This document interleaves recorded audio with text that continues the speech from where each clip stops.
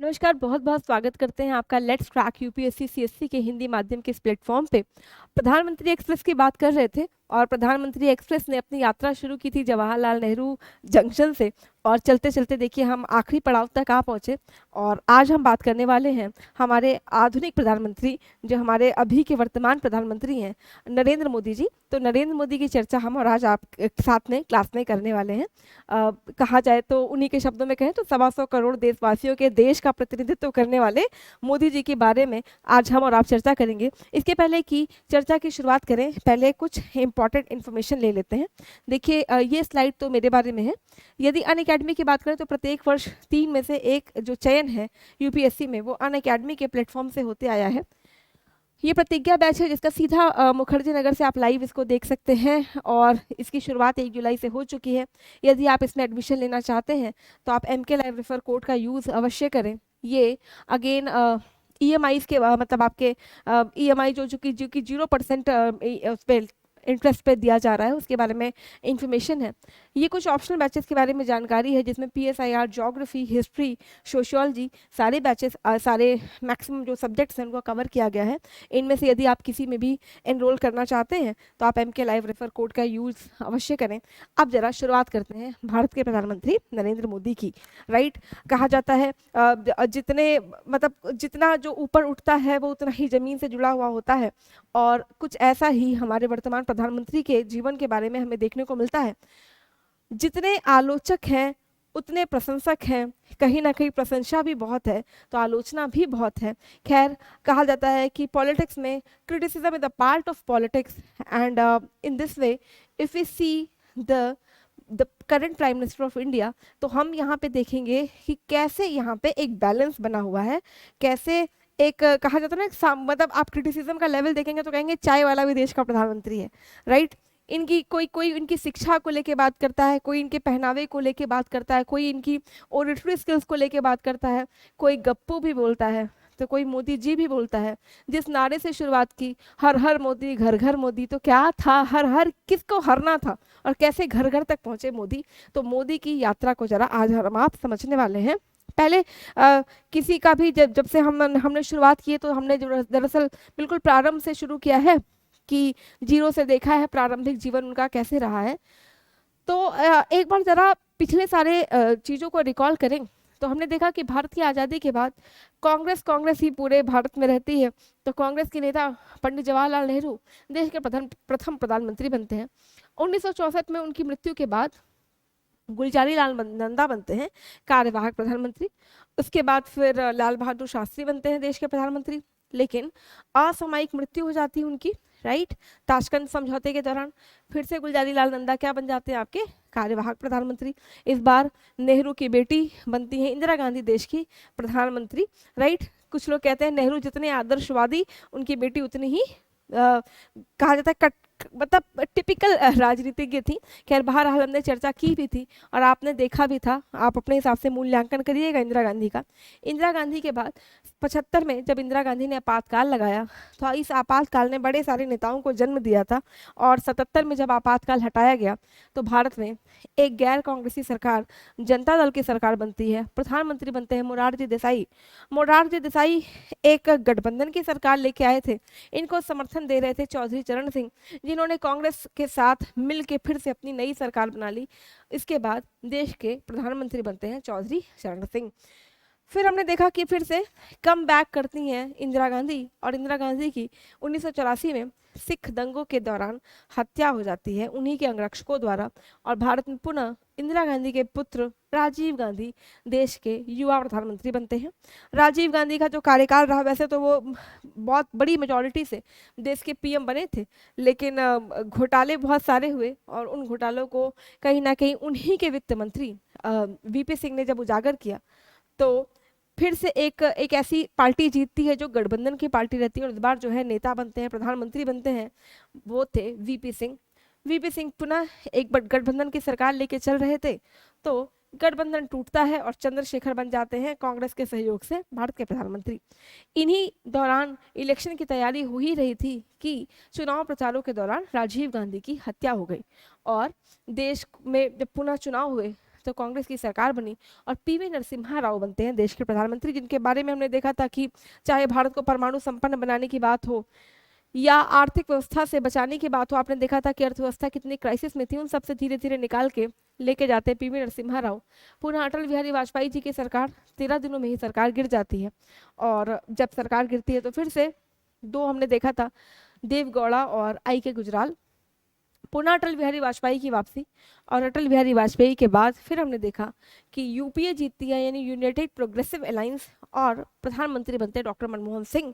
और डॉक्टर मनमोहन सिंह ने जिसको बैटन सौंपा वो हैं आपके नरेंद्र मोदी, जिनकी चर्चा हम और आप अभी करने वाले हैं। तो जरा प्रारंभ से देखते हैं कि कैसा रहा इनका जीवन, कैसे कैसे इन्होंने जो है अपनी यात्रा शुरू की। देखिए, जन्म हुआ है इनका 17 सितंबर 1950, यानी आज़ादी के बाद, यानी ये देश के पहले ऐसे प्रधानमंत्री हैं जिन्होंने आज़ादी के बाद जन्म लिया है। तो 17 सितंबर 1950 इनका जन्म हुआ मेहसाना जिले में, जो अभी के गुजरात में आता है। गुजराती हिंदू परिवार में इनका जन्म हुआ। पिताजी का नाम देखें तो दामोदर दास मूलचंद मोदी, इसीलिए कहते हैं ना नरेंद्र दामोदर दास मोदी। माता जी का नाम देखिए तो हीराबेन और दामोदर दास के कुल 6 पुत्र, 6 बच्चे, 6 संतान, जिसमें तीसरे नंबर पे हैं आपके पीएम मोदी। ठीक है, फिर देखिए ये जो है जिस समुदाय से आते हैं वो ओबीसी यानी अदर बैकवर्ड क्लास के अंतर्गत आता है। और अगर मोदी जी की माने, मोदी जी के शब्दों में कहें तो इन्होंने ऐसा कहा है कि ये अपने पिता के साथ चाय बेचा करते थे। कहाँ बेचा करते थे? वर्ल्ड नगर रेलवे स्टेशन के प्लेटफॉर्म पर, राइट। उसी दौरान कहा जाता है कि कुछ लोग ये भी कहते हैं ना, पूत के पाँव पालने में दिखते रहते हैं। बहुत छोटी सी एज में, यानी जब सिर्फ 8 वर्ष के रहते हैं, 8 वर्ष की अवस्था में ही ये राष्ट्रीय स्वयं सेवक संघ के सदस्य बन गए थे। तब से जो है उन्होंने उनके सत्र में भाग लेना शुरू कर दिया था, आरएसएस के सदस्य बन गए। ठीक है, और यहाँ पे इनकी मुलाकात होती है लक्ष्मण राव इनामदार से। इन्होंने इनको यानी मोदी जी को बाल स्वयं सेवक संघ, यानी जो उनका जूनियर कैडेट था ना आरएसएस का, उसमें इनको सम्मिलित कर दिया। यहीं से देखिए इनकी शुरुआत हो रही है, राजनीतिक गुरु हैं ये इनके।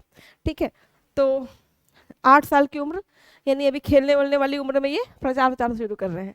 ठीक है, इसके बाद देखिए कहा जाता है कि फिर शादी वादी करने की इनकी इच्छा नहीं थी। बहरहाल शादी हुई इनकी जब ये 18 वर्ष के थे। पत्नी का नाम जसोदाबेन, जिसके बारे में हमें पता चला या देश को पता चला जब ये पर्चा दाखिल कर रहे थे, तो उसमें इन्होंने इस बात का उल्लेख किया है। ठीक है, अपनी वाइफ के नाम का उल्लेख किया है।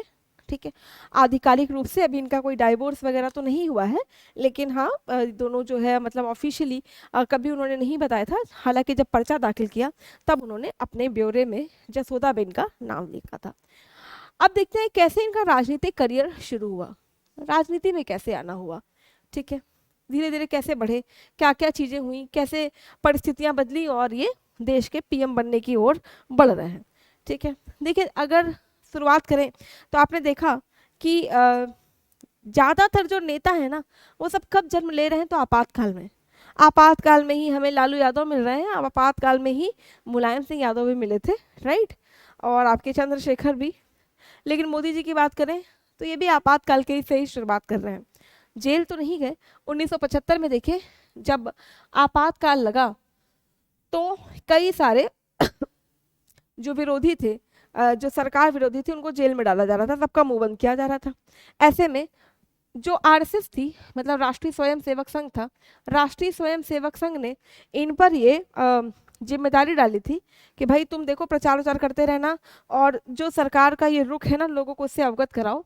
तो ये महासचिव बने कहाँ के? गुजरात लोक संघर्ष समिति के। गुजरात लोक संघर्ष समिति के सदस्य बनते हैं। गुजरात में आपातकाल में समन्वय करते हैं। आरएसएस की समिति थी तो वहाँ पे ये लोग मतलब ये गुप्त तरीके से लोगों को बताया करते थे सरकार की नीतियों के बारे में, या जो आपातकाल ने लोकतंत्र का मुंह बंद किया उसके बारे में। कहा जाता है कि इनको मतलब कई बार अंडरग्राउंड भी रहना पड़ गया और इन्हीं सारी चीज़ों में आरएसएस पे बैन भी लग गया। जो राष्ट्रीय स्वयं सेवक संघ था उस पर प्रतिबंध लगा दिया गया था। फिर देखिए 1978 में यानी 1978 में ये संभाग प्रचारक। संभाग प्रचारक का मतलब होता है रीजनल जो भी चीजें होंगी, जो रीजनल यानी क्षेत्र में प्रचार होगा उसकी जिम्मेदारी इनको दी गई, तो आरएसएस के क्षेत्रीय प्रचारक बनते हैं। ठीक है, उसके बाद धीरे धीरे देखिए आरएसएस से ही इनका जो इतिहास है वो बढ़ता जा रहा है। 1979 का समय, और ये दिल्ली में आरएसएस के लिए काम करने लग गए। ठीक है, उसके बाद देखिए इन्होंने दिल्ली में इस बात का शोध किया आपातकाल में क्या क्या चीज़ें घटित हुई, कैसे हुई, तो आपातकाल से जुड़े हुए सारे शोध किए दिल्ली में, और इस पे अपने मतलब राइटिंग भी की, लिखा भी, पेन पेन चलाया। उसके बाद फिर ये वापस आ जाते हैं गुजरात। 1985 में उन्हें भाजपा को सौंप दिया गया। हाँ, भाजपा माने आप देखेंगे हम तो प्रधानमंत्री यात्रा चली रही थी, भाजपा यानी ये वो पार्टी जिसने वीपी सिंह को समर्थन दिया था, याद करेंगे। तो वीपी सिंह यानी वो मंडल कमीशन है ना, जो आपकी मंडल कमीशन लेके आए थे अदर बैकवर्ड क्लास वाली, तो वीपी सिंह को समर्थन दे रही थी जो पार्टी, इसका नाम था भाजपा। तो आरएसएस ने इनको भाजपा को सौंप दिया था। याद करिए भाजपा का नेतृत्व कौन कर रहा था, लाल कृष्ण आडवाणी, अटल बिहारी वाजपेयी, इस तरह के नेता भाजपा में। यहाँ से आरएसएस सौंप रही है इनको बीजेपी को, तुम बीजेपी के लिए काम करो, राइट। तो देखिए समर्थन या सहयोग भी मिल रहा है तो बड़ी पार्टी से। अब ये क्या होता है कि जैसे इस पार्टी में आते हैं तो बड़े कर्मठ होते हैं, बहुत जुझारू होते हैं, तो धीरे धीरे पार्टी में इनका कद बढ़ना शुरू हो जाता है, धीरे धीरे इनका कद बढ़ रहा है। कहा जाता है जिस रथ यात्रा ने मंडल और कमंडल की राजनीति, मंडल मतलब वो बीबी मंडल की जो आरक्षण वाली नीति थी, और कमंडल मतलब याद करेंगे तो जो रथ यात्रा निकाली गई थी, रथ यात्रा में बढ़ चढ़ के सहयोग देने वाले थे आपके मोदी जी। और जिस रथ पे रथ निकला था लाल कृष्ण आडवाणी का, उस रथ यात्रा के ड्राइवर कौन थे, जैसे अर्जुन के ड्राइवर कृष्ण, वैसे लाल कृष्ण आडवाणी के ड्राइवर बनते हैं मोदी जी। ठीक है, तो गुजरात में जब रथ यात्रा निकली तो जिन्होंने ड्राइव किया वो थे आपके नरेंद्र मोदी। ठीक है, तो देखिए आप राजनीतिक कद तो इनका धीरे धीरे बढ़ ही रहा है। फिर इसके बाद देखिए यही नहीं रुके, आडवाणी की राम रथ यात्रा, और उस समय बीजेपी के एक बड़े नेता हुआ करते थे मुरली मनोहर जोशी, तो डॉक्टर मुरली मनोहर जोशी ने निकाली थी अपनी यात्रा, इसका नाम था एकता यात्रा। एकता यात्रा मतलब जैसे अभी आपके भारत जोड़ो यात्रा थी ना, बिल्कुल बिल्कुल वैसी, कश्मीर से कन्याकुमारी तक की यात्रा की थी। और इसमें भी सहयोगी के रूप में साथ रहे डॉक्टर मुरली मनोहर जोशी के भी नरेंद्र मोदी। तो आप देखिए राजनीतिक जीवन कैसे कैसे 8 वर्ष की आयु से ही इनका राजनीतिक जो जीवन है वो शुरू हो रहा है। और आगे देखें तो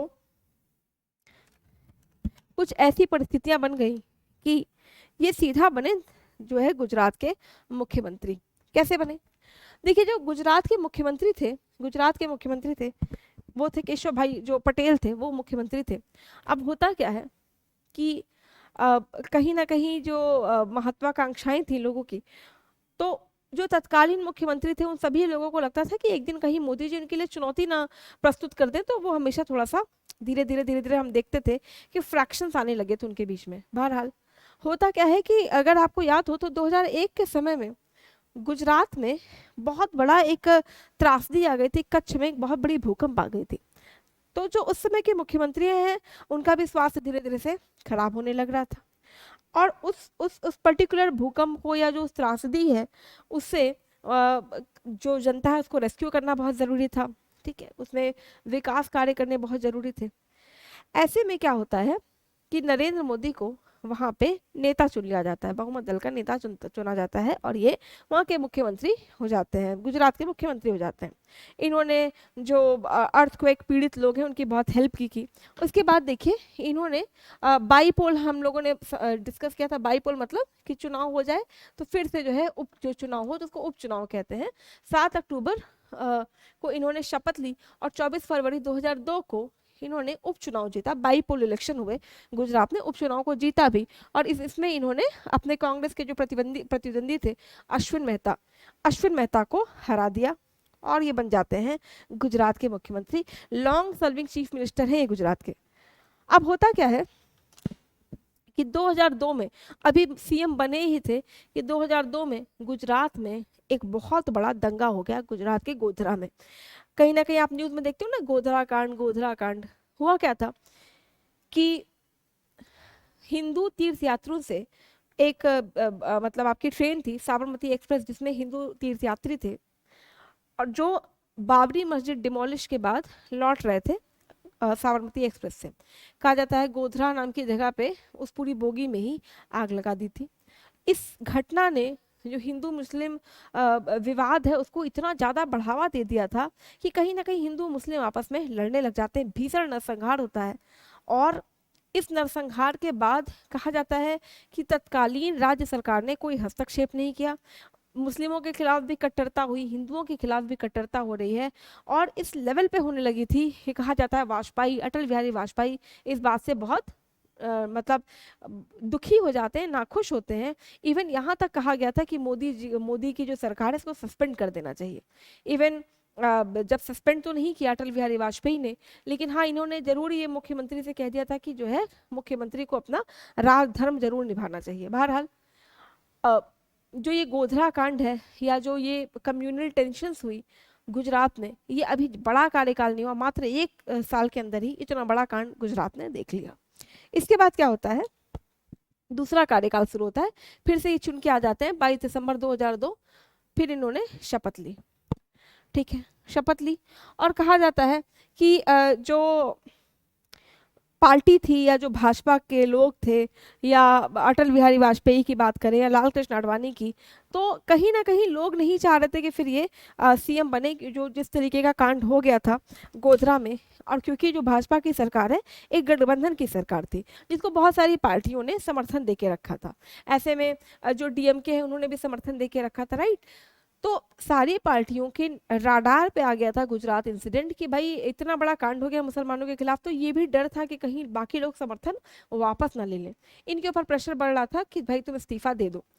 खैर गोवा में एक बैठक होती है, उसमें ये अपने इस्तीफे की पेशकश भी करते हैं कि ले लो, लेकिन जो भाजपा के ही नेता हैं जैसे प्रमोद महाजन थे उस समय पे, उन सब लोगों ने बोला कि नहीं नहीं आप ही रखो। तो खैर इस्तीफा दिया जरूर था पर इस्तीफा स्वीकार नहीं हुआ। पुनः जब ये जीत के आते हैं, फिर से आ गए, गुजरात के सीएम बने, तो हमेशा से जो चीज टशल में रही वो था मुसलमानों के साथ लेकर इनके रिश्ते।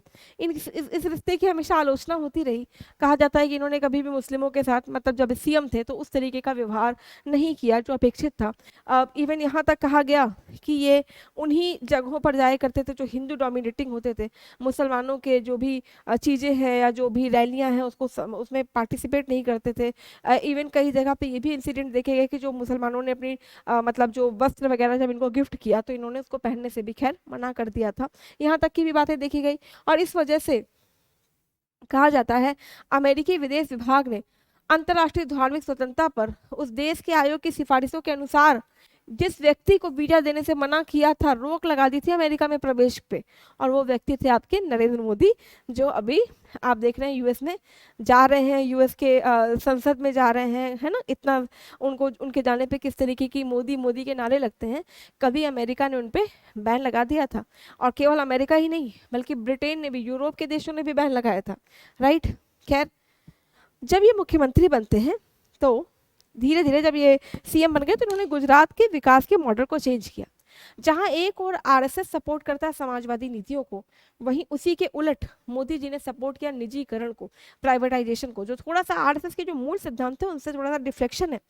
निजीकरण को बढ़ावा दिया धीरे धीरे। जो कहा जाता है गुजरात में विकास की रफ्तार या जीडीपी की ग्रोथ रेट हाईएस्ट पहुंच गई थी, डबल डिजिट में पहुंच गई थी जब ये वहाँ के सीएम हुआ करते थे। निजीकरण को बढ़ावा। इसके अलावा याद होगा आपको कि बंगाल में टाटा वालों ने नैनो प्लांट खोला था, और जब बंगाल में उनको विरोध झेलना पड़ा तो ये मोदी थे गुजरात के मुख्यमंत्री, इन्होंने ही उनको बोला कि आप आओ और गुजरात में खोल लो। इतना ही नहीं कि केवल टाटा बल्कि बहुत सारी प्राइवेट कंपनियों ने गुजरात में जाके अपना अपना जो है वो खोला, फैक्ट्री लगाई। और इस वजह से क्या हुआ, Gujarat became the hub of privatisation, जहाँ पे बड़ी बड़ी कंपनियों का आना शुरू हुआ और वहाँ पे ग्रोथ तेजी से बढ़ने लगी। लेकिन समस्या ये है ना कि जैसे मैंने आपको शुरुआत में बताया कि जितनी प्रशंसा है उतनी आलोचना है। एक तरफ जहां ये विकास के पैमाने को छूता जा रहा था, तो वहीं ये भी आरोप लगते हैं कि जो गुजरात विकास है ना, गुजरात मॉडल है, वो सिर्फ और सिर्फ अर्बन सेंट्रिक है, यानी शहरों में तो खूब विकास दिखाई दिया और जो गुजरात के गांव थे वहां पे विकास नहीं पहुंचा। इवन यहाँ तक ये कहा गया कि इतना जब विकास हुआ तो वहाँ की शिक्षा व्यवस्था को देखें तो शिक्षा व्यवस्था में गुजरात बहुत नीचे स्तर पे, राज्यों में जाकर रैंकिंग निकालें तो 8वें 9वें नंबर पे आ रहा है। तो ये कैसा विकास है? ये तो खोखला विकास है। तो ये भी गुजरात के मॉडल की बात आ रही है, राइट। हालांकि अगर इकोनॉमिक टर्म्स में देखें तो निजीकरण को भरपूर बढ़ावा दिया गया गुजरात में, राइट। देखिए ये सब वही टाटा मोटर्स ने सब यहाँ पे खोला, ठीक। अब आते हैं मेन मुद्दे पे कि और क्या क्या हुआ जैसे गुजरात में। तो कहा जाता है ईज ऑफ डूइंग बिजनेस में गुजरात हाईएस्ट पे चला गया। जो World Bank ease of doing business की रिपोर्ट निकालती है ना, उसमें गुजरात नंबर 1 पे रहा। लेकिन हाँ, शिक्षा की गुणवत्ता में कमी, पोषण और शिक्षा पर थोड़ा सा जो रिकॉर्ड है वो खराब रहा। अब आते हैं, अचानक इनका आगमन हो गया राष्ट्रीय पटल पर। कहा जाता है कि ये हमेशा गुजराती में भाषण दिया करते थे और एक बार अचानक जब हिंदी में भाषण देने लगे और वहीं से शुरुआत सुगबुगाहट शुरू हो गई एक्चुअली, कि लगता है अगला जो पीएम का चेहरा भाजपा की तरफ से है वो नरेंद्र मोदी है। नारे लगने लगे भारत में, हर हर मोदी और घर घर मोदी। हर हर मोदी मतलब हरने वाले हैं क्या, घर घर मोदी। एक बार अटल बिहारी के भी ऐसे नारे लगा था, सबको देखा बारी बारी और अब की बारी अटल बिहारी। तो बिल्कुल वैसा ही नरेंद्र मोदी के यहाँ पे कि जो है हम अच्छे दिन लाने वाले हैं क्योंकि मोदी जी को लाने वाले हैं और अच्छे दिन आने वाले हैं, इस तरह के नारे लगने लगे। कुछ लोगों ने कहा जुमलेबाजी की सरकार शुरू हो गई। बहरहाल इलेक्टोरल रैलियों की, कैंपेनिंग की शुरुआत, और उस समय भारत की जो वेव है उसको कहा गया मोदी वेव चलने लगी। लोगों ने मोदी के नाम से चुनाव लड़ना शुरू कर दिया। गुजरात मॉडल को प्रोजेक्ट किया गया विकास का पैमाना कि यही है विकास, विकास चाहिए तो गुजरात बन जाओ।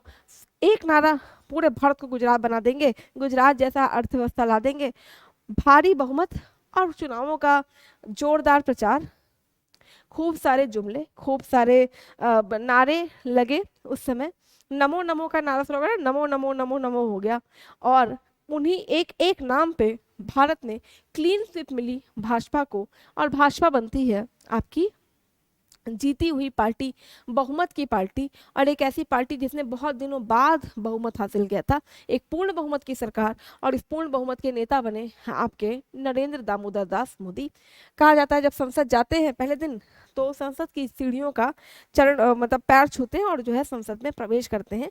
तो देखिए 2014 लोकसभा के चुनाव में भारतीय जनता पार्टी के नेतृत्व वाले राष्ट्रीय जनतांत्रिक गठबंधन, जिसको एनडीए कहते हैं, भारी मात्रा में इनको बहुमत मिला और ये पहले ऐसे पीएम बने जिनका जन्म 1947 यानी देश की आज़ादी के बाद हुआ है। अब जरा देखते हैं कि आज़ादी यानी प्रधानमंत्री बनने के बाद क्या क्या हुआ हमारे देश में, क्या क्या चेंज हुआ। एक एक की बात करना जरा शुरू करते हैं।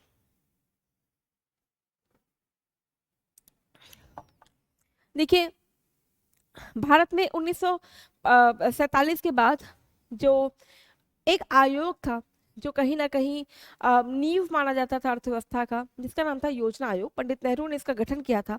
हालांकि ये एक गैर संवैधानिक संस्था है, लेकिन धीरे धीरे ये एक ड्राइविंग सीट पे आ गई थी।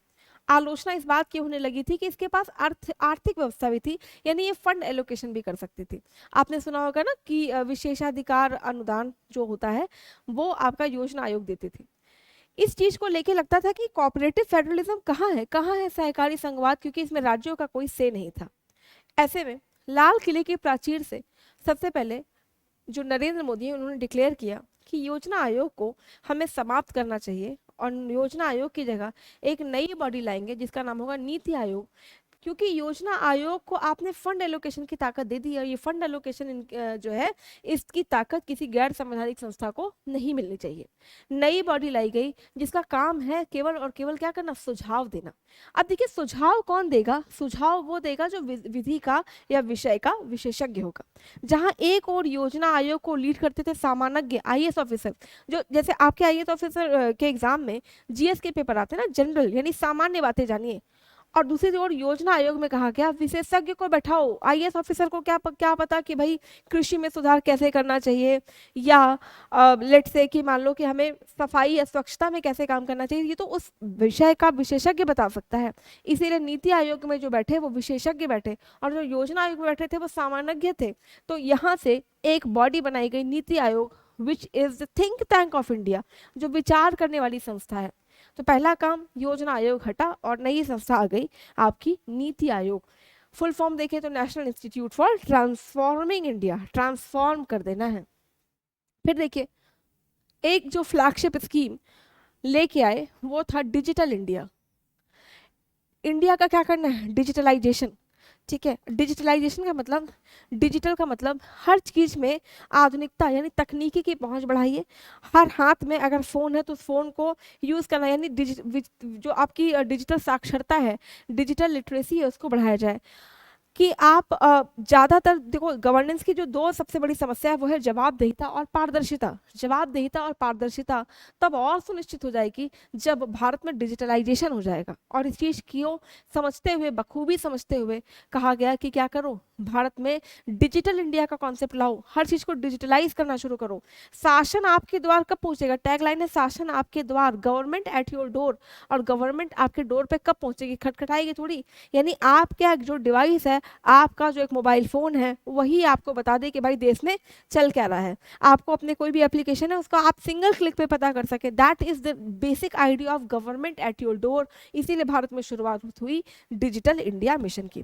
फिर देखिए कहीं ना कहीं जो मॉडल गुजरात में ये लेके थे, जिसको कहते हैं प्राइवेटाइजेशन का मॉडल या निजीकरण का मॉडल, उसी पे काम करते हुए प्रत्यक्ष विदेशी जो निवेश है उनको आकर्षित करने के लिए लगातार काम किया गया। उदारीकरण को बढ़ावा दिया गया। इवन कई सारे जो सेक्टर्स हैं उनको ओपन किया गया। टैक्स रेट या कह लीजिए जो भारत में रूट्स है जिसके थ्रू एफडीआई एफपीआई आए, उनको ईज किया गया ताकि और से ज़्यादा निवेश हो जाए। और इसी क्रम में भारत सरकार लेके आती है make in India. Make in India कहाँ पे मेक करना है, कहाँ मेक करना है, इंडिया में। इसके पहले जो भी बात होती थी उसको कहा जाता था, जो आपकी कांग्रेस सरकारों या पिछली सरकारों ने जो बात की थी वो था मेड इन इंडिया। आप कहीं से भी अपने अपने प्रोडक्ट्स ले आइए और भारत में असेंबल कर लीजिए, राइट। जैसे कहीं से आपने टायर लिया, कहीं से नट बोल्ट लिया, कहीं से लेट से अदर अदर जो जो चीज़ें हैं वो ली, भारत में असेंबल किया और भारत में कार बेच दी। लेकिन अगर मुझे भारत में रोजगार बढ़ाना है, यदि भारत में हमें रोजगार चाहिए, भारत में अवसंरचना चाहिए, तो आवश्यकता इस बात की है कि भारत में ज़्यादा से ज़्यादा चीज़ें बने जो भारत की ही हों, भारत से ही ली जाएं और भारत में ही बनाई जाएं। तो एक विशेष परसेंटेज रखा गया कि मैक्सिमम चीज़ें असेंबलेंस पे काम ना किया जाए, यहीं पे बनाओ और यहीं पे बेचो, यहाँ से एक्सपोर्ट कर दो। इसीलिए स्कीम लाई गई मेक इन इंडिया स्कीम। ठीक है, तो digital India, make in India. इसके बाद देखिए और भी बहुत सारी चीज़ें, और भी बहुत सारे फ्लैगशिप स्कीम, जिसमें से एक फ्लैगशिप स्कीम जिसका खूब हो हल्ला हुआ, जिसका नाम था GST, goods and services tax. याद करिएगा डॉक्टर मनमोहन सिंह लेके आए थे वैट, वैल्यू एडेड टैक्स, यानी कर पे जो कर लग रहा है वो ना लगे। ये कह रहे हैं जीएसटी ये एक अप्रत्यक्ष कर, अप्रत्यक्ष कर है, वस्तु एवं सेवा कर, अप्रत्यक्ष कर, जहाँ पे कहा गया वन नेशन वन टैक्स।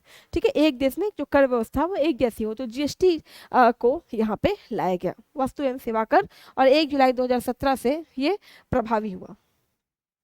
यहीं पे एक खास मिशन की बात करते हैं जिसके लिए कहा जाता है कि बहुत इंपॉर्टेंट मिशन, जो कहीं ना केवल भारत में निवेश को बढ़ाएगा, टूरिज्म को बढ़ाएगा, भारत में जो स्वास्थ्य सुविधाएं हैं उनको ठीक करेगा।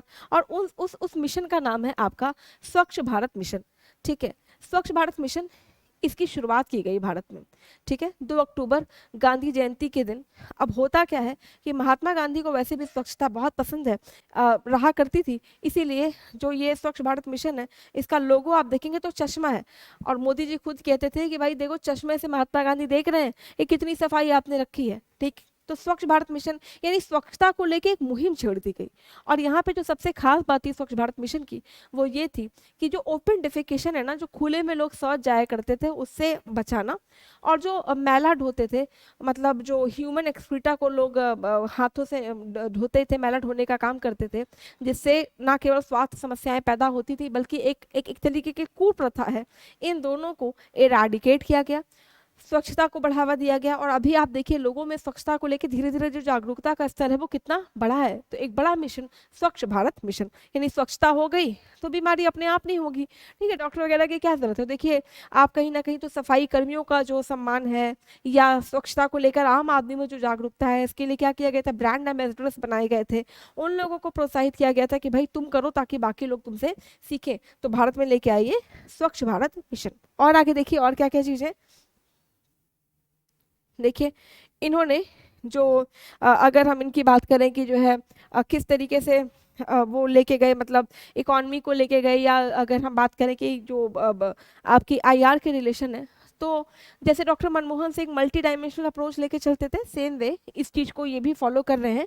तो कई सारे देशों से एक साथ रिश्ते बनाए जा रहे हैं। जैसे आप देखें तो इन्हीं के समय पे इस्लामिक जो देश है, जैसे ईरान, सऊदी अरेबिया, बहरीन, संयुक्त अरब अमीरात, और इसके अलावा यहूदियों का देश इजराइल, इन सब से एक साथ रिश्ते सुधारने पे, रिश्तों को मजबूत करने पे भारत लगातार काम कर रहा है। क्योंकि जैसे डॉक्टर मनमोहन सिंह का ऐसा मानना था ना कि इट्स नॉट अबाउट यूनिपोलैरिटी। अब एक ध्रुवीय विश्व की संकल्पना सोचना ही बेकार है। द्विध्रुवीय भी आज के समय में इररिलेवेंट हो गया है। दिस इज द रीजन कि हमें बहुध्रुवीय यानी मल्टी डायमेंशनल अप्रोच पे काम करना चाहिए। तो ना केवल डॉक्टर मनमोहन सिंह बल्कि जो नरेंद्र मोदी है वो भी मल्टी डायमेंशनल यानी बहुध्रुवीय विश्व या मल्टीपोलर वर्ल्ड ऑर्डर का समर्थन करते आए हैं। और देखिए एक एक एक बड़ा जो ब्रेक थ्रू हुआ वो था भारत और बांग्लादेश के बीच में land boundary agreement. Land boundary agreement क्या है, तो इसके लिए जरा आपको एक कीवर्ड समझना होगा जिसको इनक्लेव कहा जाता है। इनक्लेव क्या है ये इनक्लेव? जैसे सपोज करो कि ये मान लो आप हमारा भारत का मैप है। ये जो सीमा है ये सतत तो है नहीं, बिल्कुल सीधी सीधी तो है नहीं, सीमाएं थोड़ी कटी फटी होती हैं। ठीक है, यानी मान लीजिए सीमा कुछ इस तरीके से। अब मानिए कि होता क्या है कि जैसे मान लो ये वाला पार्ट अगर इंडिया का है, ये इंडिया का है, तो ये वाला किसका हुआ? ठीक है,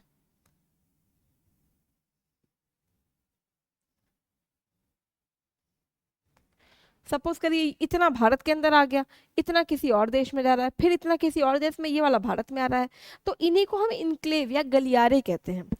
इस चीज को लेके समस्या थी भारत और बांग्लादेश के बीच में कि कई ऐसे गांव थे या कई ऐसे इनक्लेव हैं कि जिनको ये रिकॉग्नाइज किया, उन लोगों को ये रिकॉग्नाइज कर पाना मुश्किल था कि भाई वो बेचारे हैं किस देश के। ना वो बांग्लादेशी रह पा रहे हैं और ना वो भारतीय रह पा रहे हैं। अब इसके लिए ज़रूरी था कि उन लोगों को भी एक पहचान दी जाए। इसी को लैंड बाउंड्री अग्रीमेंट कहा जाता है। लैंड बाउंड्री एग्रीमेंट जिसमें लगभग जो बांग्लादेश के कुछ 51 जो मतलब जो हमारी जो कुछ गांव पड़ते थे, यानी 51 जो गांव हैं वो बांग्लादेश में, और उनके लगभग 111 के आसपास जो गांव है वो हमारी सीमा में। तो हम क्या करें, एक्सचेंज कर लें और लोगों से पूछ लें कि भाई तुम्हें कहाँ जाना है, तुम बांग्लादेश में रहोगे या भारत में रहोगे, और जो वो जहाँ रहना चाहे उस हिसाब से उनको मान्यता दे दी जाए, रिकॉग्नाइज कर दिया जाए लोगों को। अदरवाइज ना तो वहाँ पे शिक्षा थी, ना स्वास्थ्य था, ना किसी तरीके का डेवलपमेंट था। क्यों? क्योंकि पता ही नहीं था कि वो दरअसल किस देश के रहने वाले हैं। इसीलिए किया गया लैंड बाउंड्री अग्रीमेंट। ठीक है, और देखिए और क्या क्या चीजें हुई। तो कहा जाता है भारत बात करता था लुक ईस्ट पे, पूर्व की तरफ देखो नीति। लुक ईस्ट, पूर्व की तरफ देखो मतलब जब हम कहते हैं ना, जब मम्मी पापा डांटते तो कहते हैं देखा वो कितना पढ़ता है और देख तुम है तो कैसे पढ़ते हो। लुक करो मतलब देखो और देख देख के सीखो।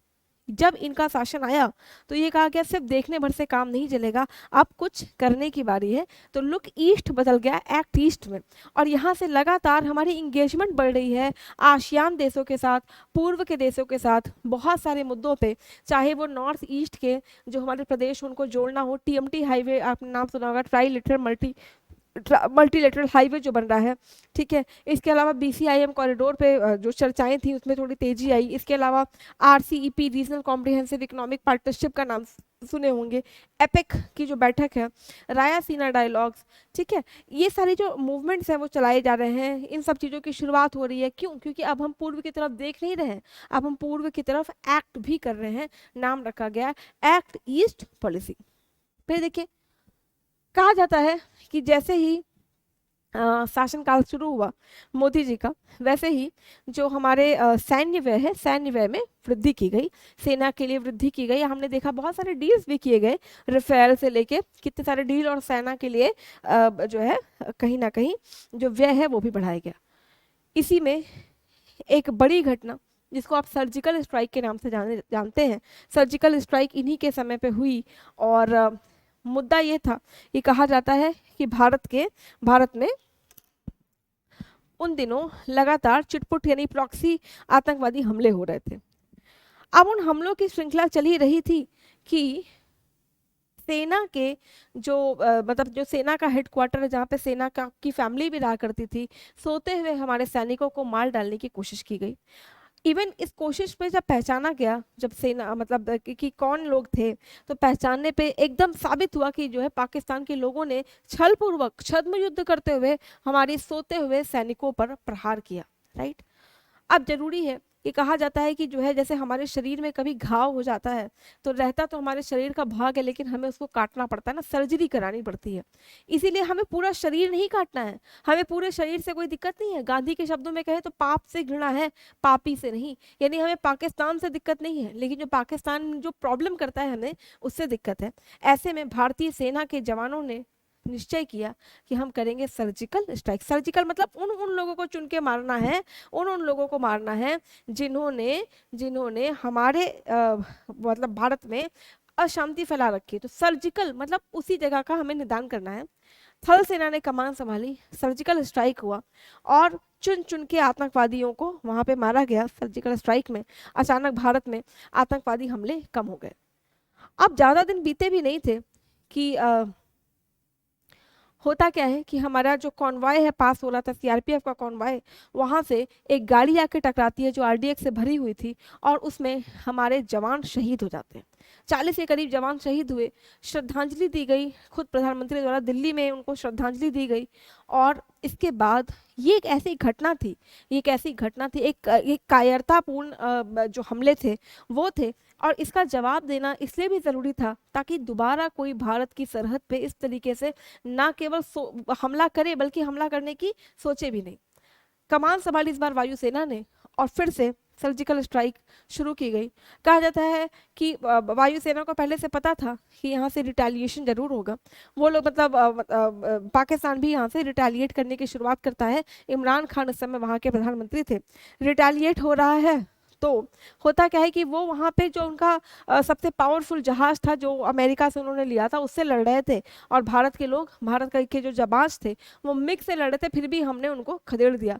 लेकिन होता क्या है कि इसमें जो हमारे एक सैनिक थे जिनका नाम था अभिनंदन, अभिनंदन को पकड़ लिया पाकिस्तानियों ने। लेकिन हमने इतना, कहा जाता है भारत ने इस कदर प्रेशर बना दिया था कि यदि अभिनंदन को छोड़ा नहीं गया तो इसको डिक्लेयर्ड वॉर माना जाएगा। इस तरीके का प्रेशर था कि लग रहा था कि युद्ध हुआ ही हुआ। अब इसमें मध्यस्थता करता है चीन। दरअसल चीन का बहुत सारा निवेश हो रखा है पाकिस्तान में। ऐसे में यदि पाकिस्तान में युद्ध होता है तो सबसे ज़्यादा खतरा होता तो वो होता चीनी निवेशकों को। चीन ने कहीं ना कहीं बीच में मध्यस्थता की, अभिनंदन को वापस सौंपा गया भारत को। ठीक है। और कहीं ना कहीं अगर आप देखें तो अभिनंदन ने भी जिस तरीके की वीरता या शौर्यता का परिचय दिया, ठीक है, और जो कहते हैं ना कि भारत की जो अखंडता है या जो भारत का शौर्य है वो हमारे यहाँ के लोगों में दिखता है ना। तो जो देश है किसका है? वीर जवानों का, अलबेलों का, मस्तानों का। तो इसी वजह से ये जो दो कामयाब हैं हमले हुए, और उसका हमने मुंह तोड़ जवाब दिया पाकिस्तान को। ठीक है। जिसमें आपने बहुत फेमस सुना होगा ना, famous dialogue, how is the josh. आप मुझे बताइएगा कमेंट सेक्शन में, how is your josh now, how is the josh. ठीक है। तो ये था आपका सर्जिकल हमला। इसके अलावा हाल में हमने देखा कि यूक्रेन और रशिया के बीच में गहमा गहमी हुई, जिसको कुछ लोगों ने कहा लगभग तृतीय विश्व युद्ध में हम पहुंच रहे हैं। इस कदर रूस ने यूक्रेन पे हमला किया कि जो यूक्रेन है वहाँ पे इतनी बर्बादी, भीषण बर्बादी का युग चल रहा है। अब देखिए यूक्रेन में क्या है ना कि हमारे यहाँ के बहुत सारे बच्चे वहाँ पे रहते हैं मेडिकल की पढ़ाई करने के लिए, ना केवल इंडिया के बल्कि अमेरिका के, ऑस्ट्रेलिया के, पाकिस्तान के, ठीक है, सब जगह के बच्चे रहते हैं। तो ज़रूरी था कि जल्दी से जल्दी हम अपने बच्चों को वहाँ से रेस्क्यू कर लें। कहा जाता है कि नरेंद्र मोदी ने इसका इनिशिएटिव लिया, रशिया को कॉल किया, रशिया के जो राष्ट्रपति हैं व्लादिमीर पुतिन से ये बोला कि we want to rescue our children from Ukraine. और कहा जाता है रशिया ने कुछ समय के लिए हमले रोक दिए थे, बॉम्बार्डमेंट रोक दी थी, ताकि जो है बच्चों को रेस्क्यू कर सके। Look at the figure of India कि भारत का जो कद है वो अंतर्राष्ट्रीय मंचों पर कितना बढ़ चुका था नरेंद्र मोदी के शासनकाल में, कि ऐसा हुआ कि बाकी देशों ने भी हमसे रिक्वेस्ट की, पाकिस्तान ने, अमेरिका ने, कि भाई हमारे बच्चों को भी रेस्क्यू कर लो। और इसी क्रम में भारत ने न केवल भारतीय बच्चों को बल्कि उन देशों के बच्चों को भी रेस्क्यू किया आपकी यूक्रेन से। फिर देखिए इन्होंने पर्यावरण जो मंत्रालय था, पर्यावरण और वन मंत्रालय, उसका नाम बदल के पर्यावरण वन और जलवायु मंत्रालय रख दिया है। यानी जो हम हमेशा से ये कहते आए ना कि भारत जो है प्रकृति प्रेमी देश है, प्रकृति हमारा भाग है, मतलब हमारा ही एक हिस्सा है, तो उसी को चरितार्थ करते हुए जलवायु परिवर्तन मंत्रालय इसमें जोड़ा गया। ठीक है, इसके अलावा देखिए एक बड़ा मेजर इनिशिएटिव लिया गया, वो था सौर ऊर्जा, अंतर्राष्ट्रीय सौर गठबंधन। कहा जाता है फ्रांस के राष्ट्रपति और आपके इंडियन पीएम, इन दोनों का इनिशिएटिव रहा कि देखो सूरज की ऊर्जा तो हमेशा जो है पृथ्वी पे आती ही रहती है, ऐसे में यदि हम उसका मैक्सिमम यूटिलाइजेशन नहीं करते हैं तो हम उस मिलने वाली एनर्जी को वेस्ट करते हैं। तो जिन देशों से कर्क रेखा पास होती है, यदि उन देश के लोग कोयले से अपनी निर्भरता को धीरे धीरे कम करें और सौर ऊर्जा पे अपनी निर्भरता बढ़ाएं, तो ना केवल इस एनर्जी को टैप करेंगे बल्कि जो जो नॉन रिन्यूएबल एनर्जी सोर्सेस हैं, मतलब रीन्यूएबल एनर्जी सोर्सेस हैं, उनकी तरफ हम बढ़ेंगे तो जलवायु भी स्वच्छ होगी। सौर ऊर्जा जो गठबंधन है इसको बढ़ावा दिया गया और आपको पता होगा गुरुग्राम हरियाणा में इसका जो मुख्यालय है वो भी स्थित है। फिर देखिए यहीं पे COP 26 में ये भी घोषणा की गई कि 2070 तक हम कार्बन न्यूट्रलिटी यानी कार्बन तटस्थता को भी हम प्राप्त कर लेंगे। कार्बन न्यूट्रलिटी मतलब जितना भी हमारा एमिशन होगा उतना हमारे पास स्रोत होंगे कि उस एमिशन को नलीफाई कर दें। ठीक है, तो प्लस माइनस बराबर हो जाए, इसी को कहते हैं कार्बन न्यूट्रलिटी। तो कार्बन न्यूट्रलिटी को अचीव करने की बात की गई। अनदर इम्पॉर्टेंट इनिशिएटिव जिसको जन धन योजना कहते हैं, जन धन योजना। देखिए क्या है कि मैक्सिमम लोग इंडिया में जब बैंक नहीं था, मतलब बैंकिंग सेक्टर से अगर जुड़े हुए नहीं होंगे तो वो क्या करेंगे, साहूकारों से कर्ज लेंगे, फॉर्मलाइज इकोनॉमी नहीं होगी। ठीक है, तो साहूकारों से कर्ज लेंगे तो एक तरफ तो उनकी वित्तीय हालत खराब होगी, दूसरी तरफ भारत सरकार को भी ये ब्यौरा ही नहीं होगा कि एक्चुअल में फॉर्मलाइज सेक्टर या ऑर्गेनाइज सेक्टर भारत में या किस तरीके से काम करे, फॉर्मल इकोनॉमी ही नहीं होगी। सेकेंड चीज, देश की अर्थव्यवस्था को रन करने के लिए जो बैंक है वो कहीं ना कहीं धमनियों का काम करते हैं। ऐसे में जरूरी है कि बैंकों में ट्रांजैक्शन लगातार बना रहे। इतना बड़ा यानी 125 करोड़ देशवासियों का देश होने के बाद भी, अब तो खैर उससे ज्यादा हो गए, लेकिन कहीं ना कहीं देखा जाए तो बैंकिंग सेक्टर से सबके सब लोग जुड़े नहीं थे। अब एक और जो चीज ये है वो ये है कि पैसा कमाना मैटर नहीं करता। मनरेगा ने कहीं ना कहीं पैसा कमाना सिखा दिया था, अभी भी मनरेगा में लोग पैसा कमा रहे हैं, लेकिन पैसा कमाने के साथ साथ जो चीज इंपॉर्टेंट है वो है पैसे को साथ के साथ बचाना भी। तो बचाने का व्यवस्था क्या होगी, गुल्लक में तो नहीं रखोगे, बचाओगे आप तब जब आपको उस पर रिटर्न मिलेगा, है ना। कि अगर मैंने 100 रुपये बचाए, 2 रुपये मुझे रिटर्न आ गए, मेरे पास 102 हो गए, तो मैं और प्रोत्साहित होंगी कि मैं पैसे अपने बचाऊं। इसके लिए ज़रूरी है कि जो देश है वहाँ पे बैंकिंग सेक्टर से लोगों का परिचय कराया जाए। इसीलिए जन धन योजना, धन किसका, जन का, जन के धन को बैंकिंग सेक्टर से जोड़ा गया और स्कीम लाई गई जन धन योजना। तो जन धन योजना जहाँ पे सबके जो है खाते खोले गए और आपको याद होगा रुपे कार्ड दिया गया। वो जो एटीएम है ना उसमें रुपे कार्ड दिया गया। अब रुपे कार्ड क्या है, देखिए जो भी हम एटीएम या जो आप अपना कार्ड यूज करते हैं वो किसका होगा, तो वीजा का या मास्टर कार्ड का इसका होता है। तो ऐसे में क्या होता है कि जो हमारे डेटा होते हैं वो डेटा भी किसी और देश के पास है। क्यों, क्योंकि भाई हम उन्हीं का वीजा या मास्टर कार्ड यूज कर रहे हैं और सारा खेल आजकल के समय में है डेटा का, डेटा की निजता का। तो दिक्कत यह है कि अगर हमारा डेटा किसी और देश के पास रहेगा तो बट ऑब्वियस सी बात है कि चैलेंजेस हमेशा बने रहेंगे। ऐसे में हमने अपने जो कार्ड्स की शुरुआत की और आपको पता होगा कि जितने भी खाते फिर जनधन में खुले गए सबको एक रुपे कार्ड भी दिया गया है। ठीक है, अब इसके बाद और देखिए तो एक बड़ी शुरुआत आप सबको याद होगी, नोटबंदी हुई थी। 2016 में नोटबंदी की गई, रीज़न दिया गया था कि काले धन को रोक लगाना है, काउंटर फीटिंग को रोकना है, और जो फंडिंग हो रही है आतंकवादियों की फंडिंग, उसको रोकना है। हालांकि कितनी सफल नहीं, इसको दो तरीके से समझे तो एक होगा दूरगामी परिणाम क्या हुए और एक हुए तात्कालिक परिणाम। तात्कालिक परिणाम, अचानक से जब नोटबंदी हुई, हुआ क्या कि 500 की नोट तो चेंज ही कर दी गई, 1000 की नोट को बंद कर दिया गया, यानी इसके प्रचलन को रोक दिया गया। तो उसमें समस्या ये हुई कि कितने लोगों के पास पैसे ही नहीं थे, कितने सारे लोग फंस गए, लोगों को लाइन में लगना पड़ा पैसे निकालने में, पैसा जमा करने में। यानी जो तात्कालिक परिणाम थे वो तो बड़े ड्रास्टिक रहे। इवन कई रिपोर्ट्स ऐसे कहते हैं कि दूरगामी परिणाम भी कुछ खास नहीं हुए, क्योंकि सारा का सारा पैसा वापस से इकोनॉमी में आ चुका है। लेकिन हाँ, एक खास बात जो जरूर हम सब लोगों ने विटनेस की कि हम कहीं ना कहीं कैशलेस इकोनॉमी तो नहीं बन पाए, लेकिन हाँ, हम लेस कैश इकोनॉमी जरूर बन गए हैं। आज के समय में आप देखेंगे कि छोटे से छोटे दुकान पे भी वो स्कैनर प्रोवाइड रहता है, जहाँ पे you need not to pay, you need not to travel along with your hard currency, आपको करेंसी ले जाने की जरूरत नहीं है। आप पेटीएम, ये वॉलेट्स, ये जितने भी जो ऑनलाइन सर्विसेज है ना, उनका कहीं ना कहीं जो चलन है वो बढ़ गया है। और हुआ क्या, हम लेस कैश की तरफ तो जरूर बढ़ गए हैं। डिमोनेटाइजेशन, फिर देखिए एक बड़ी स्कीम जिसको आयुष्मान भारत कहा जाता है, आयुष्मान भारत योजना हेल्थ सेक्टर में सबसे बड़ी, यानी विश्व की सबसे बड़ी योजना है यह आयुष्मान भारत योजना। इसके बाद इम्पॉर्टेंट हुआ आर्टिकल 370, जिसमें जो कश्मीर अभी तक जहाँ पे कहा जाता था कि श्यामा प्रसाद मुखर्जी एक आंदोलन लेके निकले थे कि जो कश्मीर है, नेहरू जी की क्लास अगर आपको याद हो तो उसमें हम लोगों ने देखा था कि कश्मीर का जो संविधान है वो अलग रहा करता था, वहाँ का जो झंडा है वो अलग हुआ करता था, वहाँ के जो नेता हुआ करते थे वो पहले अपने आप को खैर प्रधानमंत्री कहा जाता था, कहा करते थे। कहीं ना कहीं श्यामा प्रसाद मुखर्जी ने उस समय एक मुहिम चलाई थी कि एक देश में दो निशान, दो विधान, दो प्रधान, नहीं चलेगा नहीं चलेगा नहीं चलेगा। और आर्टिकल 370 यहाँ से स्क्रैप आउट किया गया और आर्टिकल 370 के द्वारा कश्मीर को अब भारत का अभिन्न हिस्सा बना लिया गया है।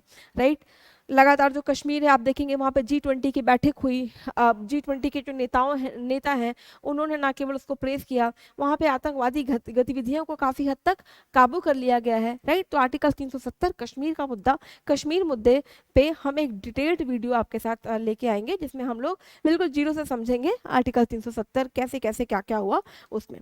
फिर देखिए सिटीजनशिप अधिनियम जो लाया गया था वो क्या था, कहा गया कि जो हमारे पड़ोसी हैं अफगानिस्तान, पाकिस्तान, बांग्लादेश, यहाँ से 6 कम्युनिटी, कौन कौन, हिंदू, जैन, बौद्ध, सिख, ईसाई, पारसी, यदि ये लोग भारत में 2014 के पूर्व भारत आए हैं तो इनको भारतीय नागरिकता दे दी जाएगी। राइट, तो आप इसका विरोध होने लगा, भाई 6 ही क्यों, मतलब सबको दो, ये क्या बात हुई, सबको नहीं दिया।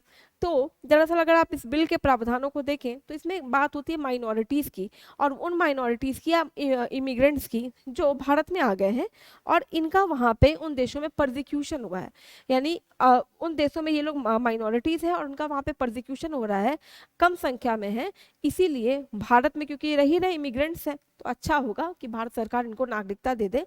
तो इन 6 कम्युनिटीज़ को इसके तहत नागरिकता दी गई। इसके साथ साथ देखिए योग, अंतर्राष्ट्रीय योग दिवस, दुनिया को योग देने वाला देश हुआ भारत मोदी जी के कार्यकाल में। कभी स्वामी विवेकानंदा ने कहा था कि यदि पूर्व का ज्ञान और पश्चिम की तकनीकी का योग हो जाए तो दुनिया आगे बढ़ जाएगी। तो योग मतलब कि केवल योग श्वास का योग नहीं, योग मतलब तकनीकी और आध्यात्म का योग। तो कहीं ना कहीं पूरी दुनिया को विश्व अंतर्राष्ट्रीय योग दिवस देने वाला देश बना मोदी जी के समय में भारत।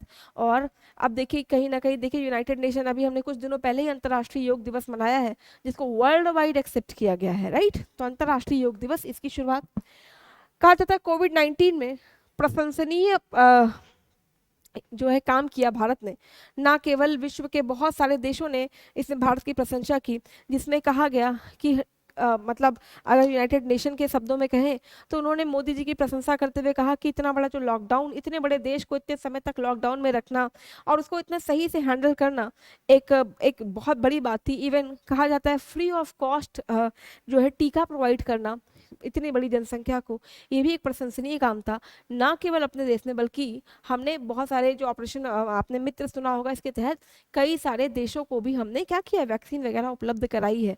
ठीक है, तो दिस इज द ब्रीफ, मतलब बहुत कुछ कुछ जो चीजें हैं वो मोदी कार्यकाल में हमने और आपने देखी है।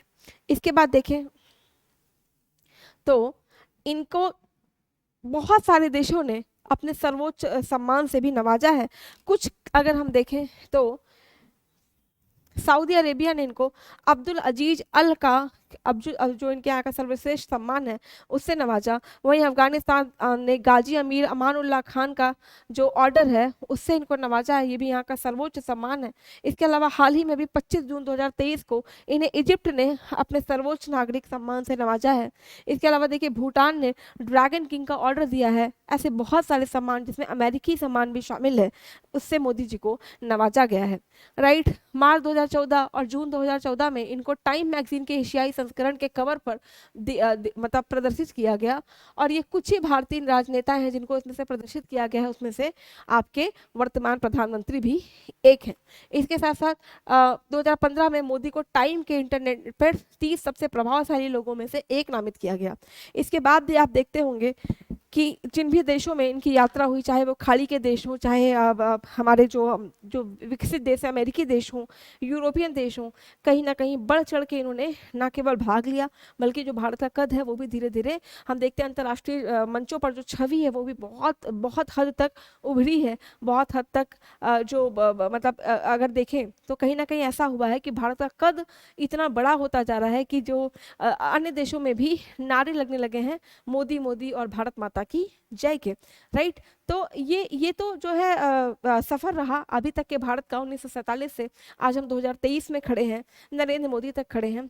तो हमारी एक्सप्रेस तो यहीं पे आके रुक रही है। अब ये पता चलेगा जब फिर से चुनाव होंगे कि ये एक्सप्रेस और आगे जाएगी या अभी मोदी जी ही आपके पहले जो है प्रधानमंत्री रहने वाले हैं। तो ये देखेंगे, अगर मोदी जी रहेंगे तो हम मोदी जी का 2.0 भी लेके आएंगे, या अगर और कोई प्रधानमंत्री आते हैं तो हम उसकी चर्चा आपके साथ करेंगे। तो पीएम एक्सप्रेस तो हमारी यहाँ पे आके रुक रही है, विराम पे है। हमने पूरा प्रयास किया कि 1947 से लेकर 2023 तक भारत से आपको रूबरू कराया जाए, आपको पहचान कराई जाए आपसे, आपके भारत की, जिससे ना केवल आपके जो भी सब्जेक्ट्स हैं उन पे आपकी जो पकड़ है वो मजबूत हो जाए, बल्कि एज अ इंडियन सिटीजन भी आप भारत को और भली भांति और ज़्यादा अच्छे तरीके से समझ पाएँ। राइट, तो पीएम एक्सप्रेस में जो हमारा सफ़र है वो यहीं तक। अब आपसे फिर मिलना होगा किसी और सीरीज के साथ। आप रिवाइज करते रहिए, पढ़ते रहिए और भारत के विकास में सहभागी बनते रहिए। भारत का विकास आपके हाथों में है, भारत का विकास जो है युवाओं के हाथों में है, हम सारे देश के नागरिकों के हाथों में है। तो इसीलिए आपको समझाया, आपसे हम लोगों ने जो है डिस्कस किया पीएम एक्सप्रेस के बारे में। अच्छी सरकारों को चुनिए ताकि देश जो है लगातार तरक्की करे, देश जो है तरक्की के पथ पर आगे बढ़ता रहे। और इसमें जिम्मेदारी जितनी सरकारों की उतनी हमारी आपकी भी है। तो ठीक है, इसी के साथ हम जो है पीएम एक्सप्रेस को यहीं विराम दे रहे हैं। आप मुझे बताइएगा कि जितने भी प्रधानमंत्रियों की हमने चर्चा की उसमें आपको सबसे अच्छा कार्यकाल किसका लगा और क्यों लगा। कमेंट सेक्शन में आप इसका आंसर दीजिएगा। पढ़ाई करते रहिएगा ताकि हम दोनों का प्रयास एक बेहतर परिणाम ला सके। Thank you so much all of you for joining.